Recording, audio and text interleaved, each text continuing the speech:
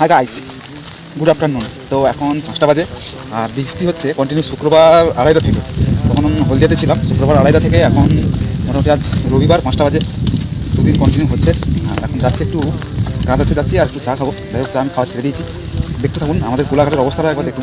যে বৃষ্টিটা হচ্ছে আমাদের কোলাঘাটে তার কতটা প্রভাব পড়েছে সেটা দেখুন। এই যে এখান থেকে শুরু, এর আগে আরও অনেকটা বেশি আছে, এটা তো মাত্র অল্প অল্প।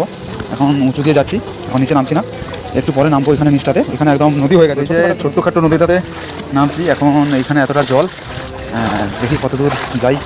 ভিডিওটা একটু স্কিপ করে শ্যুট করছি, নাহলে অনেকটা সময় লাগবে যেতে, 1 মিনিটের বেশি হয়ে যাবে, যেহেতু এটা ইউটিউব শর্ট। তো আমি বেশি সময় করতে পারলাম না। দেখুন আমি এই যে দেখুন পুকুরগুলো কেমনভাবে ডুবেছে, আর এই যে জলটা দেখুন কতটা, প্রায় অনেকটা জল দেখতে পাচ্ছেন। যাই হোক, এখানেই জলের এটা শেষ। এরকম অবস্থা, সাধারণ মানুষের খুব কষ্ট হচ্ছে এই রাস্তাটায়। তো যাই হোক, চলুন, যদি ভিডিওটা ভালো লাগে তো চ্যানেলকে সাবস্ক্রাইব করবেন, ভিডিওতে একটা লাইক করবেন, কমেন্ট করবেন, শেয়ার করবেন।